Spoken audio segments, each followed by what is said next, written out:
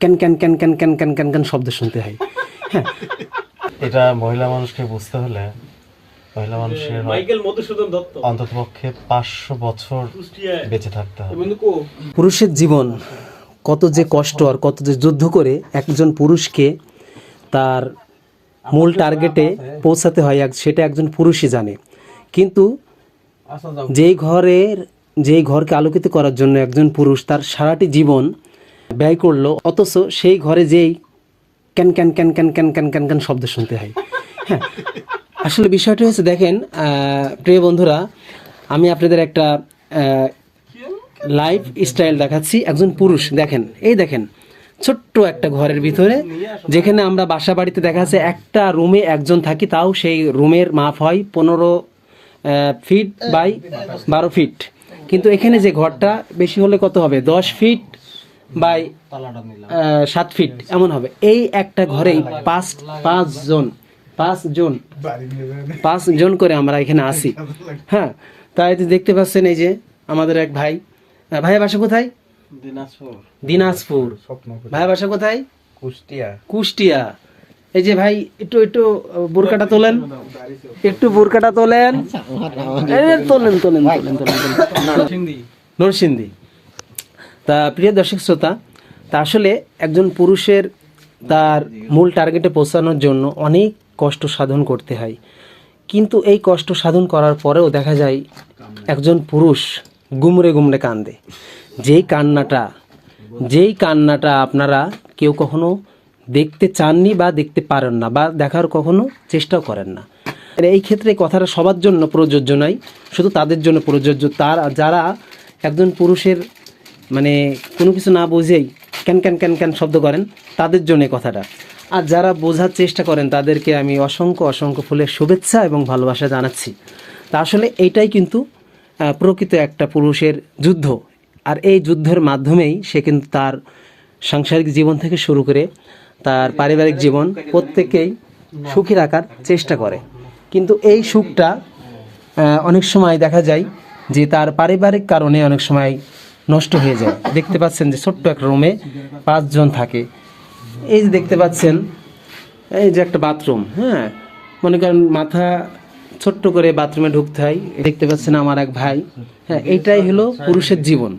এই জীবন যুদ্ধ করে একজন পুরুষ তার সংসারটাকে সুন্দরভাবে সাজানোর জন্য মানে রাত নেই দিন নেই অনেক পরিশ্রম করে। কিন্তু এত পরিশ্রম করার পরেও এই পুরুষ মানুষই কিন্তু বেশি লাঞ্ছিত। হ্যাঁ, বেশি লাঞ্ছিত বর্তমান সময়ে।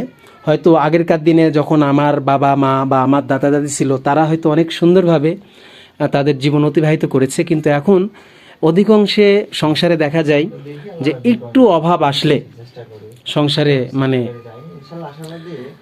মানে আর কি বলবো, সেটা আপনারা বুঝতে পারছেন আমি কি বলতে চাচ্ছি। কিন্তু হ্যাঁ, এর ভিতরেও কিছু পারিবারিক বিষয় আছে, কিছু মা বোনরা আছে যারা পুরুষের কষ্টটা বোঝার চেষ্টা করে। আসলে তারাও ভাবে যে আসলে দেখেন ছোট্ট একটা রুম, এই রুমটায় 5টা মানুষ থাকে।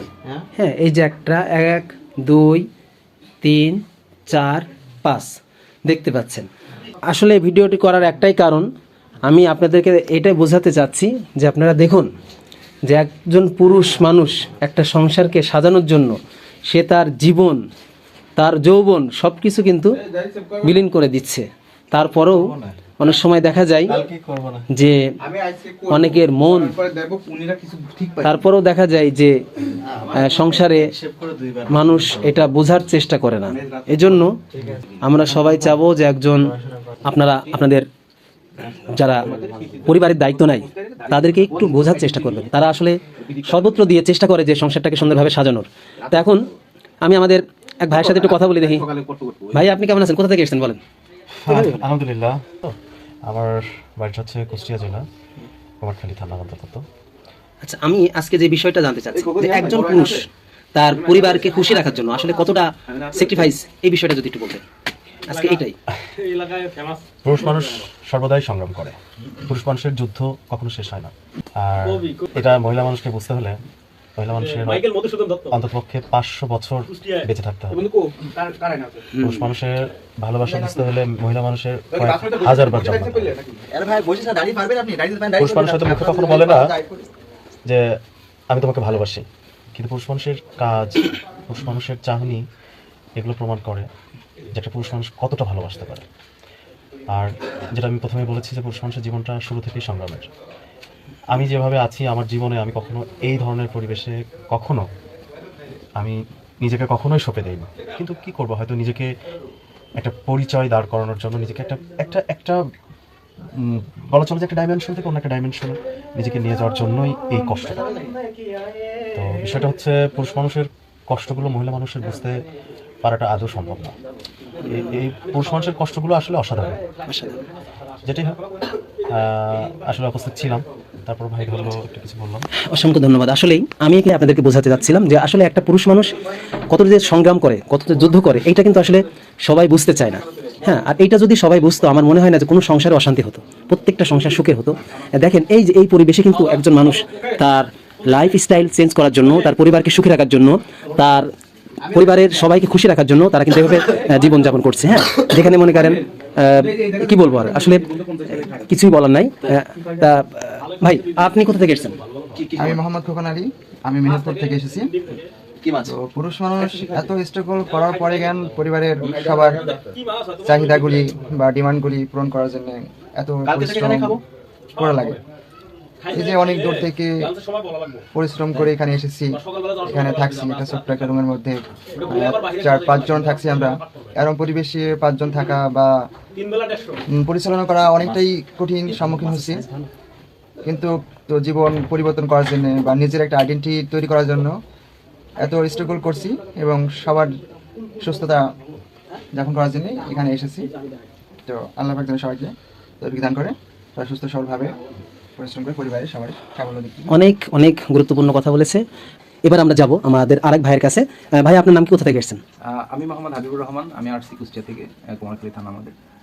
তা আসলে আজকে আমার যে প্রশ্নটা ছিল যে আসলে একটা পুরুষ মানুষ যে সংগ্রাম করে এবং এই সংগ্রামের মাঝেও তার যে বুক ফাটা কান্না, এটা কিন্তু অনেকে বুঝতে পারে না। তা কে বুঝতে পারে না বা কি, সেটা যদি আপনি বলতেন আপনার ভাষায়। আসলে জীবন মানে যুদ্ধ, মানুষের জীবনে সুখ দুঃখ সবকিছু আছে, তার ভিতর দিয়েই জীবন যুদ্ধ পার করে দিতে হয়। পুরুষ মানুষ আসলে পুরুষ মানুষ যা করে মানুষের চোখে হয়তো পড়ে না, মানুষের চোখে পড়ে না, বা তারা হয়তো বা কোনোভাবে পাশ কাটিয়ে যাওয়ার চেষ্টা করে, কিন্তু আসলে পুরুষ মানুষের জীবনে কিছু কিছু কথা থেকে যায় যা সে কারোর কাছে প্রকাশ করতে পারে না। এই যে আমার দিক থেকে দেখেন, আমি আমার এক বাপের এক ছেলে, আমি ম্যারিড, কিন্তু এখন কেন আমার এই চাকরিতে, এই বয়সে, আমার কেবল 25 বছর বয়স, কেন আমার চাকরিতে আসতে হবে? আমি আরও পড়াশোনা করবো, অন্যদিকে যাব। কিন্তু ওই যে বললাম, জীবন মানে যুদ্ধ, জীবন যুদ্ধে নেমে পড়েছি, বিবাহ করছি। এখন সব দিক বাবা বলে যে পড়াশোনা কর, কিন্তু নিজের বিবেকের কাছে তো বাধা খাই যে বাবার কতদিন টানবে, এখন বিবাহ করছি, বউ আছে, ভবিষ্যতে বাচ্চা কাচ্চা হবে। তো সব কিছু মিলেই ভাবলাম যে না, এখন আর বসে থাকার সময় না। আমার বাবা একটা কথা বলে যে নো গেমস নো রিক্স, হাই গেমস হাই রিক্স। তো গেমসে নেমে পড়ছি, এখন রিক্স নিতেই হবে। আর কষ্ট দুঃখ তো সবার জীবনে আছে, যে বিশেষ ক্যাডার তারও একটা প্যারা আছে, দিন শেষে সেও কিন্তু সুখী না। তো সব কিছু মিলেই আল্লাহর কাছে শুকরিয়া যে পর্যায়ে আসছি। আপনারা জানতে পারলেন। তা আসলে আমি সবাইকে উদ্দেশ্য করে বলছি না, মানে তাদের ক্ষেত্রে উদ্দেশ্য করে বলছি যারা একটা সংসার, সুখের সংসার, আপনি জানেন যে একটু ধৈর্য ধারণ করে হয়তো আমার ভালো কিছু আমার জন্য অপেক্ষা করছে, তাদের জন্য বলছি আসলে ধৈর্য হারা হবেন না। আর ধৈর্য ধরলেই আপনি অবশ্যই ভালো কিছু পাওয়ার আকাঙ্ক্ষা বা ভালো কিছু পাবেন। কিন্তু যখনই আপনি অধৈর্য হয়ে দেখা যাচ্ছে আপনি সংসারে বা আপনার পরিবারের সাথে যখন আপনি সামান্য একটা বিষয় নিয়ে কথা কাটাকাটি করবেন, তখন কিন্তু সেই সংসার অশান্তি হবে।